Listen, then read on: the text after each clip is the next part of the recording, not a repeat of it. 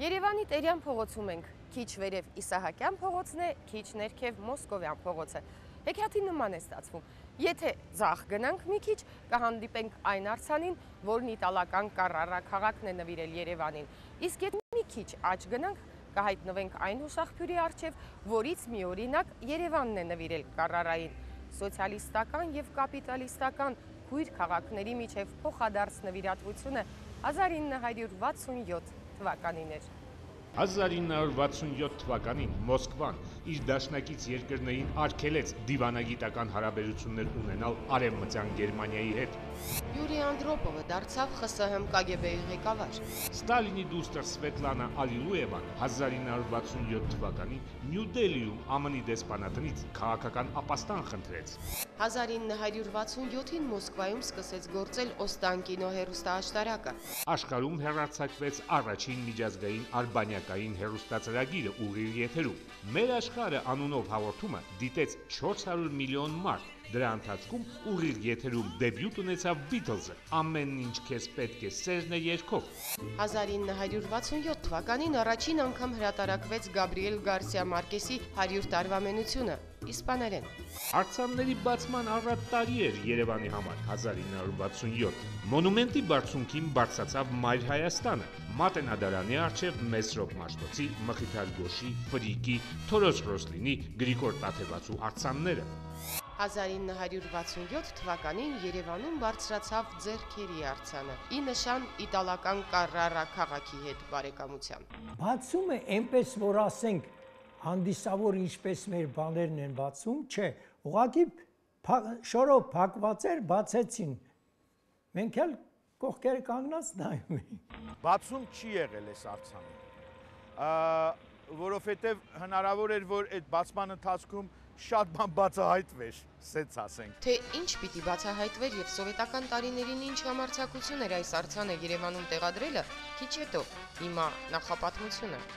1965 թվականին Երևանում Օղակաձև զբոսայգու դեպի Առագազ սրճարան տանող հատվածում տեղադրվեց այս աղբյուրը։ Սա աղբյուր հուշարձան է, իրականացված է 1965-ին,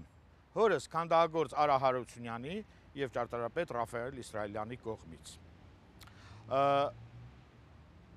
Կոմպոզիցիան պարզ է, ստելլա, որի վրա զարդաքանդակներ եւ երկու հորիզոնական դիրքով խոյեր։ Հուշարձանի հետին պատին որևէ մակագրություն չկա։ Այս տարիներին էր, որ Երևանն ու իտալական Կարրարան արդեն քույր քաղաքներ էին համարվում։ Երևանի քաղաքորդի նախագահ Գրիգոր Հասրատյանն էր։ 60-ական թվականներին, երբ եղավ այդ առաջարկություն եղբայր քաղաքներ հիմնեն, Երևանը որպես տուֆի մայրաքաղաք հայտնի աշխարհով, իսկ Կարրարան նույնպես քարի մայրաքաղաք, շատ հայտնի Սպիտակ մարմարից, Միքելանջելոյի մարմարից, որոշվեց, որ այդ երկու քաղաքները եղբայրանան։ 1965-ին Կարրարայի բիենալեին իր պատանեկություն արձանով մասնակցում էր նաև քանդակագործ Արա Հարությունյանը։ 10 օր եւ մի քիչ ավել ման էին եկել Կարրարայում եւ իհարկե եղել էին Կարրարայի հայտնի մարմարի հանքատեղում, որը բոլորիդ հայտնի է որպես Միքելանջելոյի եւ ոչ միայն Միքելանջելոյի, այլև իտալացի նշանավոր քանդակագործների մարմարի այն հանքատեղը, որտեղից նրանք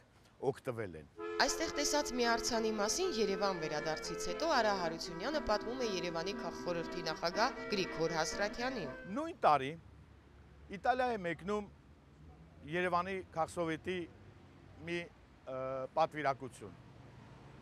Գրիգոր Հասրատյանի գլխավորությամբ։ Լինում են այդ հանքատեղում եւ պայմանավորվում են ձեռքերը տեղափոխել Երևան։ Հայրս ուղևորվեց Կարրարա եւ Կարրարայի քաղաքագլխի հետ ուրեմն խոսակցության ժամանակ դες միտք առաջացավ, որպեսզի փոխանակեն քարից Կարրարան իր մարմարից որևէ մի կոթող, իսկ հայերն էլ տուֆից որևէ մի կոթող։ Եվ երբ որ ընտրություն էր կատարվում, այդ ժամանակ Քարհանքի հենց մոտակայքում կային չավարտված քանդակի բեկորներ, որը շատ լավ ընդունվեց իտալացիների կողմից, որ այդ ձեռքերը տեղափոխվեն Երևան եւ դրվեն որպես երկու բարեկամական ձեռք։ Եվ ահա 1967-ին Երևանի կենտրոնում դրվում է արձանը՝ ի նշան Երևանի եւ Կարրարայի բարեկամության։ Միտքը լավն է, կատարումը շատ լավն է, չափով լավ է այդ տեղի համար։ Ես որպես ճարտարապետ գտնում եմ, որ լավ հուշարձան է։ Անկախ նրանից դուք անցնում եք, թե կանգնած եք նայում եք, դուք միշտ տեսնում եք այդ ձեռքերը։ Սպիտակ մարմար է, լավ մարմար է, այնքան որ այս քանի տարի արդեն 50 տարուց ավել է, որ գոյություն ունի այդ հուշարձանը եւ շատ լավ վիճակում է գտնվում, ոչ մի վնասվածք, ոչ մի բան չունի։ Երևանն ու Կարրարան իրոք ջերմ բարեկամներ էին դարձել, բայց արձանը ամեն դեպքում ոչ թե հղացվել, այլ հարմարեցվել էր բարեկամության գաղափարին։ Մեկնաբանությունները օֆիցիալ այդպիսին էին, որ դրանք քանդակվել են հատուկ որպես բարեկամության խորհրդանիշ։ Մեկ տարի հետո այստեղ են լինում Իտալիայի Կարարա քաղաքի քաղաքային խորհրդի պատվիրակությունը, որոնք շատ են հավանում այս արձանը։ Մտածում են, որ պետք է մի ինչ-որ հուշարձան լինի Կարարայում։ Տեսել է այս արձանը եւ որոշել են, որ այս արձանի մեկ այլ տարբերակը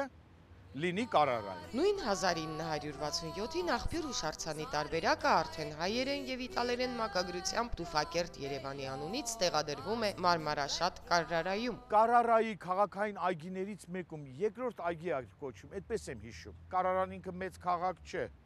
Երևի թե քաղաքային 2-3 այգիներ լինեն։ Շատերը նույնիսկ Կարարայում չգիտեն տեղը։ Գիտեն, բայց եւ չեն էլ պատկերացնում, թե ինչ է խորհրդանշում այդ արձանը։ Կոմպոզիցիան նույնն է, զարդաքանդակները մի քիչ այլ ստելայի վրա, խոյերի դիրքը հորիզոնական չէ, արդեն նրանք ուղղահայաց են։ Կարրարայի քաղաքապետարանին հղած մեր նամակը, թե քաղաքի որ մասում է տեղադրված այս աղբյուրը եւ խնդրանքը լուսանկար ունենալ անպատասխան մնաց։ Սա մեր գտած միակ լուսանկարն է Ռաֆայել Իսրայելյան կայքեջից։ Հնարավոր է, որ հուշաղբյուրը արդեն չկա։ Ոչ, չի կարող պատահի։ Իտալիան երկիրը չի, որ հուշարձաններ քանդի։ Կարող է տեղափոխված լինի, հնարավոր է, բայց ոչնչացած երբեք։ Հիմա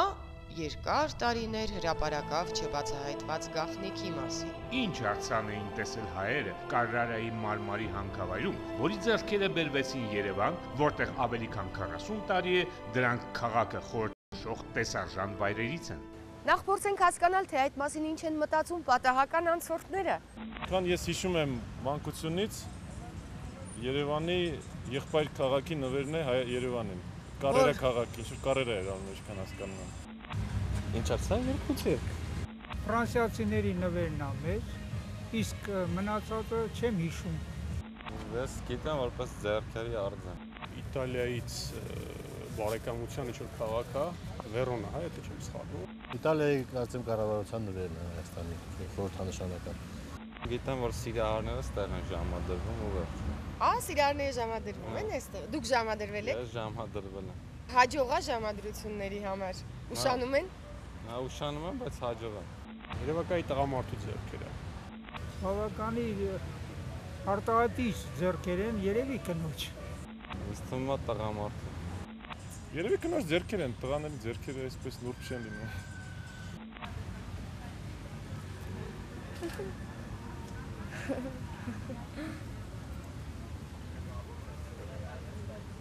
Տղամարդու։ Չէ, նուրբ են էլ, տեսակ գեղեցիկ են։ Իսկ հիմա լսենք, թե հեռավոր 1965-ի մասին ինչ են պատմում որդիները քանդակագործ Արա Հարությունյանի եւ քաղաքապետ Գրիգոր Հասրատյանի։ Հայրս նկատում է, որ հանքատեղի հարթակում մեծ խոշոր արձանի ֆրագմենտներ են։ Ուշադիր նայելուց հայրս հասկանում է, որ սա Քրիստոսի արձան է, բայց դեռ չհավաքած։ մարմարից, Քրիստոսի գլուխ, երկար մազերով, ձեռքերը, աչը երրորդությամբ, եթե ուշադրի նայեք այս արձանի աչին, կտեսնեք երրորդությունը։ Հաղորդում են, թե ում արձանն է։ Սակայն ափսոսանքով նաև ասում են, որ արձանը այլևս չի իրականանա, քանի որ սպոնսորը փող չի տալիս այլևս, հեղինակը հրաժարվեց շարունակել արձանի կառուցումը եւ այսպես մնացել է հանքում այս արձանի ֆրագմենտները։ Հայրս հասկանում է, որ Քրիստոսի գլուխ Երևան հասցնել անիմաստ է, չէին կարող։ Երկար նայելուց հետո հիանալի մի միտք է ճառագում հորս գլխում, ձեռքերը տեղափոխել Երևան եւ ստեղծել Կարարայի խորհրդանիշ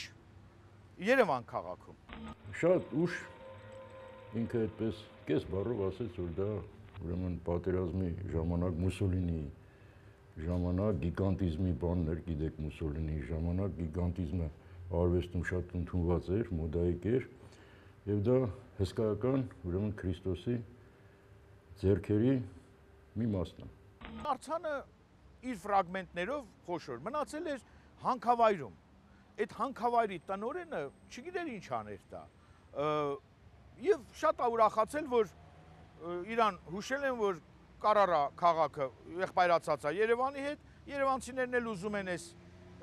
Քրիստոսի ձեռքերը իրենց մոտ տեղադրեն։ Իհարկե նրա համար շատ զարմանալի ա եղել, թե ինչու միայն ձեռքերը, դե եկ բացատրի հանքատեղի տնօրենին, որ Քրիստոսի արձան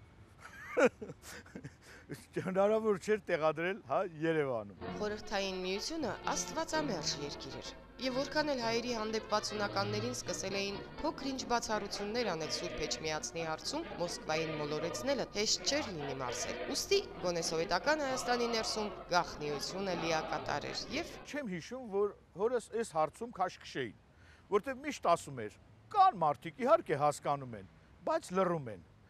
Հետո ասում էր, դե երևի թե ընդեղել են տեսել, ընդեղել են հասկանում։ Ընդեղը դե հասկանում եք որտեղ էր, վերևները։ Հաստատ գիտեմ, ինքը իր դրա մասին ասել է, որ ինքը այդ պատմությունը տեղակ է ապրել Զարուբյանին։ Հաստատ համոզված լինելով, որ Զարուբյանի կողմից բացի աջակցությունից այլ բան չի լինի, եւ այդպես էլ եղել է։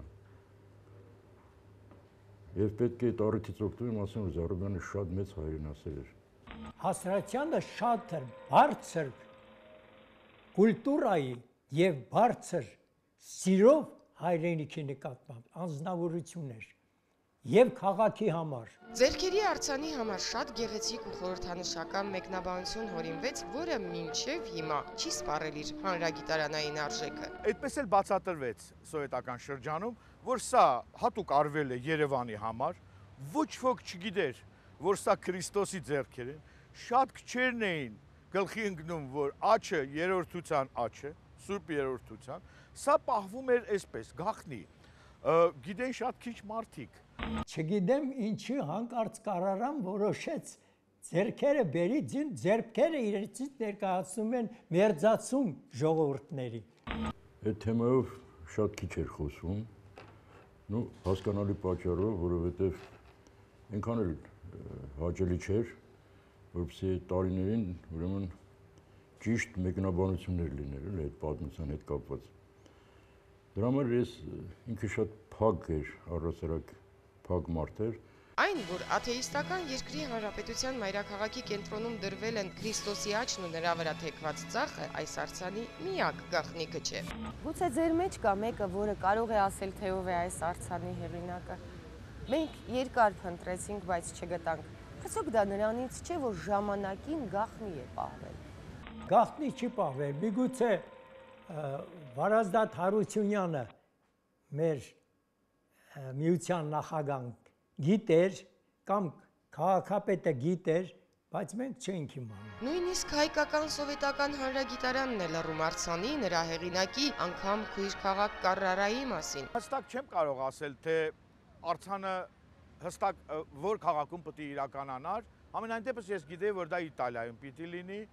հեղինակը իտալացի էր։ Արձանը եթե դատենք ձեռքերի մեծությունից, ապա պետք է լիներ